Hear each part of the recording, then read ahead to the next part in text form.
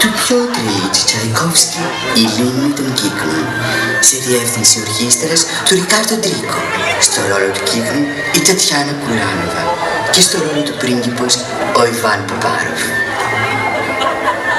Λίγα λόγια για το έργο. Ο πρίγκιπς Ζίγκφριντ στα 21 του γενέθλια παρευρίσκεται στο πάρτι που παραδίδεται προς τιμήν του στην αυλή του παλατιού. Εκεί η βασίλισσα μητέρα του κάνει δώρο μια βαλίτσα, μια βαλίστρα και του ανακοινώνει ότι ήρθε πια η ώρα να αναλάβει τις ευθύνες του ως πρίγκιπς και ως μονάρχης. Επίσης ότι πολύ σύντομα θα έπρεπε να παντρευτεί. Στο άκουσμα αυτού του νέου και έχοντας στο μυαλό του την ιδέα του ιδεώδους έρωτα, παθαίνει μπακακάου και φεύγει από το παλάτι οδεύοντας προς το δάσος για να κυνηγήσει τσαλαπετινούς.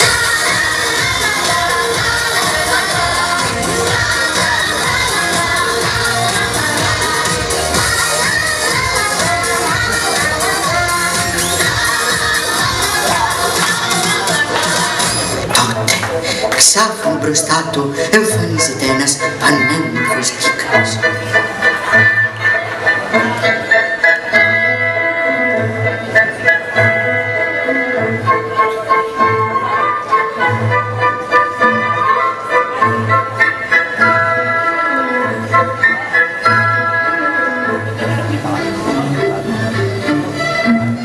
Ο πρίγκιπς σηκώνει τη βαλίστρα του για να χτυπήσει το κύκνο. Από την εκπληκτική ομορφιά του όμως χτυπούν αυτόν τα βέλη του φτερωτού θεού έρωτα. Και ξάφνου με μιας ο κατάλευκος λευκός κύκνος μεταμορφώνεται σε μια πανέμορφη κοπέλα.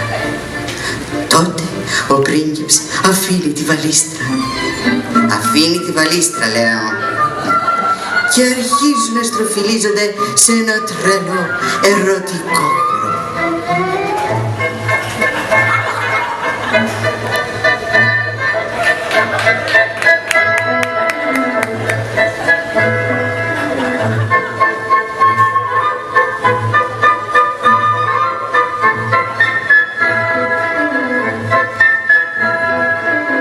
Εκεί πάνω στο χορό η Οντέτ λέει στον πρίγκιψ ότι ένας κακός μάγος μεταμόρφωσε αυτήν και όλες τις άλλες κοπέλες σε κύκνους και πως η λίμνη είναι τα δάκρυα των γονιών τους.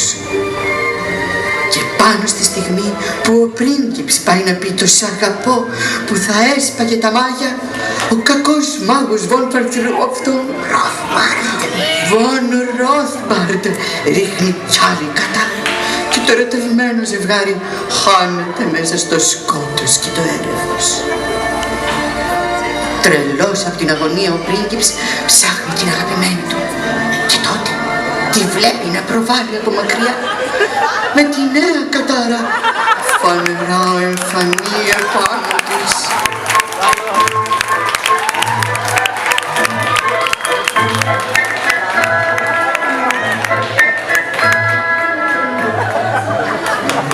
Η απελπισία τον έχει κυριεύσει, καθώς ο πρίγκιψ αδυνατεί λέω να πιστέψει ότι αυτό που βλέπει να στροφιλίζεται μπροστά του είναι η λεπιτεπίλεπτη αγαπημένη του Οντέτ.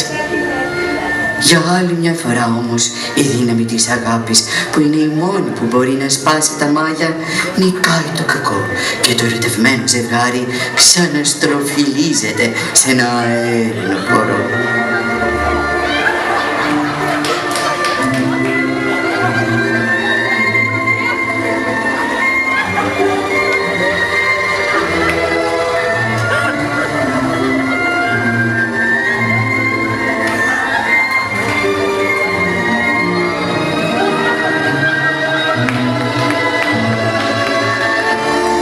Κακία όμως του πανούργου μάγου που κακόχρονο να μην έχει, ξαναχτυπάει το ερωτευμένο ζευγάρι με μια νέα κατάρα, πιο μεγάλη αυτή τη φορά, έχοντας εξαντλήσει όλο του το μίσος πάνω στη μικρή Οντέτ. Αυτή τη φορά η κατάρα πέφτει πάνω στο ρωμαλαίο πρίγκιψ.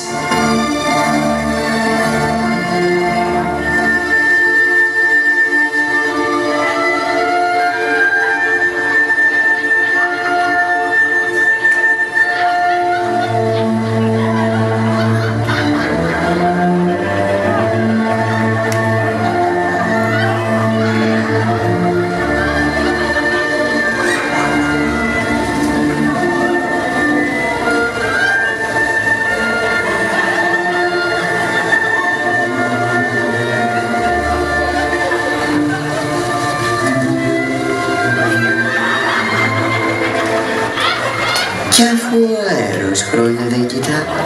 Γιατί να κοιτά κιλά. Και έζησαν αυτοί καλά και εμείς καλύτερα.